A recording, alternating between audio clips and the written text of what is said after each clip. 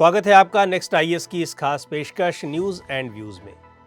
आज के इस एपिसोड में हम बात करेंगे स्ट्रे डॉग्स की बढ़ती प्रॉब्लम और इस प्रॉब्लम के सॉलिड वेस्ट मैनेजमेंट कनेक्शन की। ये सही है कि इंसान और कुत्तों का रिलेशन आदिकाल से चला आ रहा है। इंसान एंशिएंट पीरियड से ही कुत्तों को पाल रहा है और कुत्ते इंसानों के प्रति अपनी वफादारी निभाते चले आ रहे हैं। लेकिन ये भी सही है कि आदिकाल से ही कुत्ते इंसान को काटते भी रहे होंगे, पर पिछले कुछ दिनों से शायद कुत्ते इंसानों को कुछ ज़्यादा ही काट रहे हैं, या ये भी हो सकता है कि काटने की ये घटनाएं अब ज़्यादा सुर्खियां बटोर रही हैं। पर यह ज़रूर है कि शहरों में इस तरह की घटनाएं ज़्यादा हो रही हैं और ये कुत्ते इंसानों के लिए जानलेवा होते जा रहे हैं। इन घटनाओं के पीछे बहुत से कारण हो सकते हैं, लेकिन एक इशू ये भी है कि कुत्तों के काटने वाली इन घटनाओं का संबंध शहरों में सॉलिड वेस्ट मैनेजमेंट सिस्टम से भी है। भारत में करीब 1.5 करोड़ से ज़्यादा स्ट्रे डॉग्स हैं और पिछले 5 सालों में 300 से ज़्यादा लोगों को ये स्ट्रे डॉग्स काट चुके हैं। यही नहीं, इस दौरान रेबीज से होने वाली 20,000 से ज़्यादा डेथ्स के मामले भी स्ट्रे डॉग्स के काटने की वजह से दर्ज हुए हैं। जानते हैं कि वेस्ट मैनेजमेंट और स्ट्रे डॉग अटैक्स के बीच संबंध क्या है।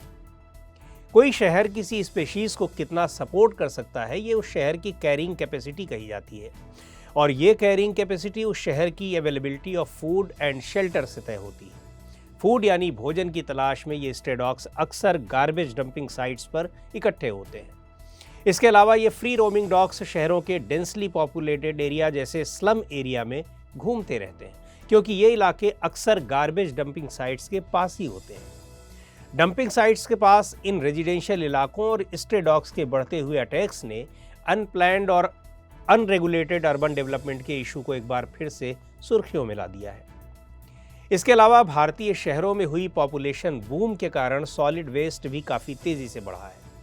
Ministry of environment, forest and climate change के मुताबिक टोटल म्यूनिसिपल वेस्ट का 75 to 80% हिस्सा ही कलेक्ट हो पाता है और इसमें से भी सिर्फ 22 to 28% की ही प्रोसेसिंग हो पाती है। इसके अलावा जो वेस्ट यानी कचरा बचता है वो शहरों में पड़ा रहता है और यही कचरा या तो स्ट्रे डॉग्स का फूड बनता है या फिर सीवेज सिस्टम के चोक होने की वजह बनता है। सॉलिड वेस्ट के कलेक्शन और डिस्पोजल का इशू बहुत गंभीर है और इसमें काफ़ी चैलेंजेस भी हैं। ये सिस्टम फंड की कमी और पुअर इम्प्लीमेंटेशन की समस्या से जूझ रहा है। ज़्यादातर मेट्रो सिटीज़ में जो गार्बेज बिन्स हैं वे या तो ओल्ड और डैमेज्ड हैं या फिर सॉलिड वेस्ट के लिए इनसफिशिएंट है। डोर टू डोर कचरे का कलेक्शन और उनके सेग्रीगेशन को लेकर अर्बन लोकल बॉडीज़ की अपनी चुनौतियां हैं और उन्हें रोज़ रोज़ इनके इम्प्लीमेंटेशन और सॉलिड वेस्ट मैनेजमेंट रूल्स 2016 को लेकर स्ट्रगल करना पड़ता है। देश भर में कई नए सिटीज़ का डेवलपमेंट और फिर सॉलिड वेस्ट मैनेजमेंट एक बड़ा चैलेंज बन गया है। जो अनकन्फाइंड और अनमैनेज्ड कचरा बचता है वो स्ट्रे डॉग्स की समस्या को बढ़ाने में मददगार होता है। बेदम एनिमल बर्थ कंट्रोल प्रोग्राम्स और इनसफिशिएंट रेस्क्यू सेंटर्स के साथ साथ पुअर वेस्ट मैनेजमेंट सिस्टम ही भारत में स्ट्रीट एनिमल्स की समस्या को बढ़ाते हैं। रेबीज की बात की जाए तो इस बीमारी के मामले में भारत दुनिया में नंबर 1 पोजीशन पर है।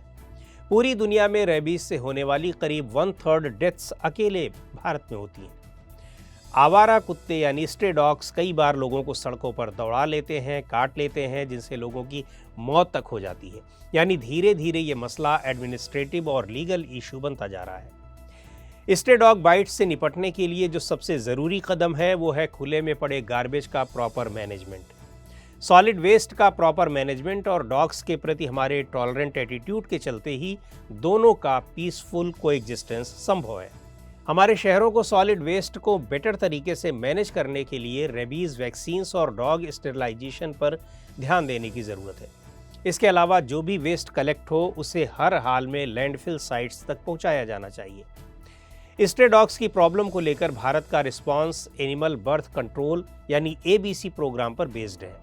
इसी प्रोग्राम के जरिए म्यूनिसिपल बॉडीज़ आवारा कुत्तों की संख्या नियंत्रित करने के लिए उन्हें ट्रैप करती हैं और फिर उन्हें स्टेरिलाइज करती हैं। वैक्सीनेशन ड्राइव्स के साथ रेबीज कंट्रोल मेजर्स इस समस्या से निपटने का दूसरा पहलू है। इसके अलावा केरल जैसे स्टेट्स में मास कलिंग ऑफ डॉग्स जैसे मेजर्स अपनाना या फिर कॉलोनियों में स्ट्रे डॉग्स की एंट्री और उनकी पब्लिक फीडिंग को पूरी तरह से बैन कर देना भी एक उपाय है। पिछले साल नवंबर 2022 में बॉम्बे हाई कोर्ट की नागपुर बेंच ने उन लोगों पर सख्ती दिखाई जो स्ट्रे डॉग्स की फीडिंग करते हैं। कोर्ट ने कहा कि ऐसे लोग पहले इन स्ट्रे डॉग्स को अडॉप्ट करें, अपने घर ले जाएं और तब इनकी फीडिंग करें। कोर्ट ने म्यूनिसिपैलिटी से ऐसे लोगों पर 200 रुपए का फाइन लगाने का भी निर्देश दिया। दिसंबर 2022 में Animal Welfare Board of India यानी AWBI ने भी एक एडवाइजरी जारी की थी, क्योंकि कोविड के दौरान लॉकडाउन के वक्त उसके सामने ऐसे कई केसेस आए जिनमें डॉग्स पर होने वाली एट्रोसिटीज और उनकी फीडिंग को लेकर लोगों में आपसी विवाद होने लगे। लॉकडाउन के वक्त अर्बन एरियाज में स्ट्रे डॉग्स की संख्या काफी बढ़ गई थी और कई जगह सड़कों पर सिर्फ कुत्ते ही कुत्ते दिख रहे थे। इन हालात में AWBI ने क्लियर किया कि रेजिडेंट वेलफेयर एसोसिएशन किसी व्यक्ति को उन इलाकों में कुत्तों की फीडिंग से नहीं रोक सकती जहां वे रह रहे हों। उसका तर्क था कि एनिमल फीडर्स या केयर गिवर्स ये सब अपने पैसे से करते हैं और इंडियन कॉन्स्टिट्यूशन भी आर्टिकल 51A(G) में ये प्रोविज़न करता है कि हर इंडियन सिटीजन की ये ड्यूटी है कि वो नेचुरल एनवायरनमेंट को इम्प्रूव करे और सभी लिविंग क्रीचर्स को प्रोटेक्ट करे। सेंट्रल गवर्नमेंट ने prevention of cruelty to animal act 1960 के तहत एनिमल बर्थ कंट्रोल रूल्स 2023 को नोटिफाई किया है। इन नए रूल्स ने पुराने animal birth control dog rules 2001 की जगह ली है और ये नए रूल्स सुप्रीम कोर्ट की गाइडलाइंस के मुताबिक है। सुप्रीम कोर्ट ने ये गाइडलाइंस 2009 में Animal Welfare Board of India और People for Elimination of Stray Troubles की रिट पिटीशन पर सुनवाई करते हुए दी थी। इन नए रूल्स के मुताबिक लोकल बॉडीज और पंचायत स्टेरिलाइजेशन और इम्यूनाइजेशन के लिए animal birth control ABC programme लागू करेंगी।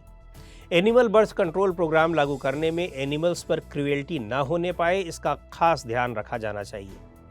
म्यूनिसिपल कॉरपोरेशंस को ऐसी व्यवस्था करनी चाहिए जिससे ABC और anti rabies programme jointly implement हो सके।